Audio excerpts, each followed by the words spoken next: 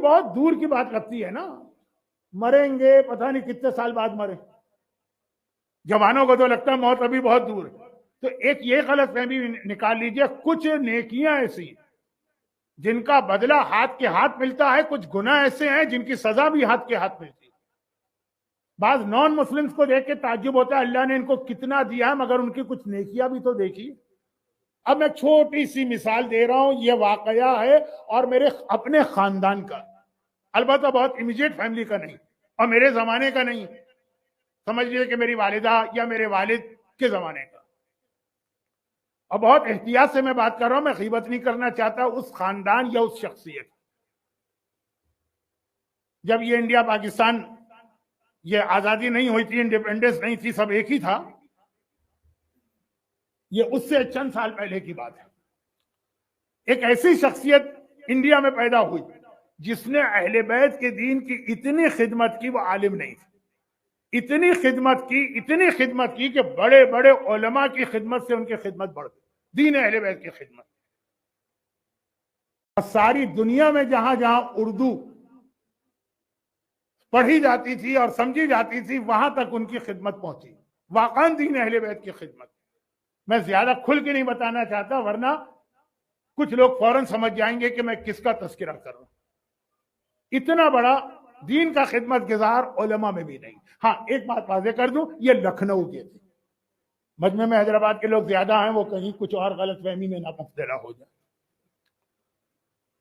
तो वाकई उनकी नेकियां ऐसी, जो मेरी तकरीर का आखिरी हिस्सा शुरू होने वाला है, बस ज्यादा जहमत नहीं दूंगा, अब आखिरी हिस्सा शुरू होने वाला है, उसमें उनकी नेकी आती है जिसको कहते हैं सदका जारिया। इतना इतना इतना, और अल्लाह ने फिर उनको दिया भी था इतना। जब उनका बेटा पैदा हुआ और वो स्कूल जाने के काबिल हुआ, सच्ची बात कर रहा हूं, खानदान की बात कर रहा हूं, तो वो पुराना जमाना था ना, उस वक्त ये कार वार तो होती नहीं थी, तांगे यक्के ये चला करते थे। बाकायदा सोने की बग्घी उन्होंने बनाई थी छोटी सी, जिस पर बैठकर उनका बेटा स्कूल जाता। सोना, प्योर गोल्ड, उसकी बग्घी अपने बेटे के लिए बनवाई थी उन्होंने कि इस पर बैठकर जाए। इतना अल्लाह ने उनको दिया। और जिस दिन उनकी मौत हुई थी, उनको कफन पहनाने के पैसे घर में नहीं थे, उनकी कब्र के पैसे घर में नहीं थे। खिदमत ऐसी कि आप सुनेंगे तो दंग रह जाएंगे।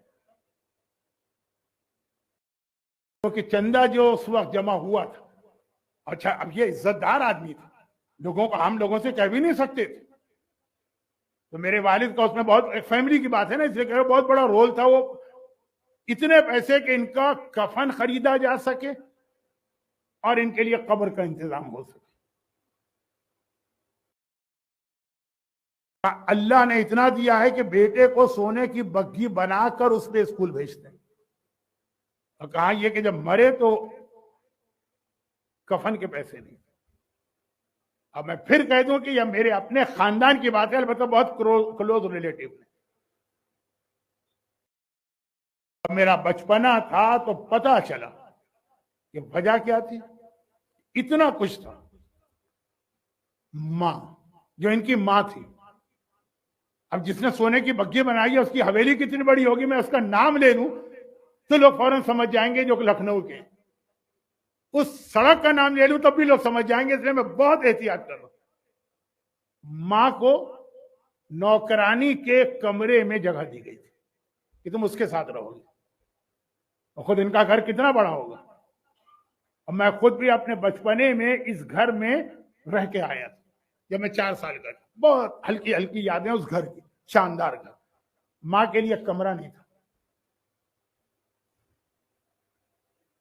जो नौकरानी होती है ना घर में, जिसे आजकल पाकिस्तान में मासी कहते हैं, पहले कहते थे मामा, घर की मामा, मेड, उसके साथ रहती। इतनी ही खिदमत कर लो तो, लेकिन मां और फिर बाप, सारे अमाल भी जाय हो जाते हैं। और अगर वाकई इतना बड़ा खिदमत गुजार हो जैसा ये था, तो अमाल रहते हैं, रुक जाते हैं, जब तक कि पहले इस गुनाह की सजा न मिले। खातून मुझसे कहने लगी मैं यहाँ के बहुत खुश हूं। मैंने कहा ठीक है, तो सभी आके खुश होते हैं, खुश होंगे यहाँ की सहूलतों से। कहा नहीं, वैसे बहुत याद आता है कराची है, कराची की बहुत याद आता है, वो सहेलियां, वो दोस्त, वो माहौल, वो खाने पीने की फैसिलिटीज।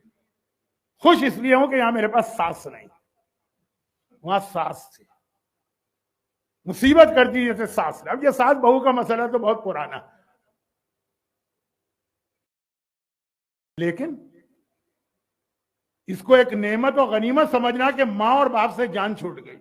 हाँ, साल में एक दफा आ गया, चंद दिन उनकी खिदमत करके भेज दिया, वो भी खुश खुश चले गए।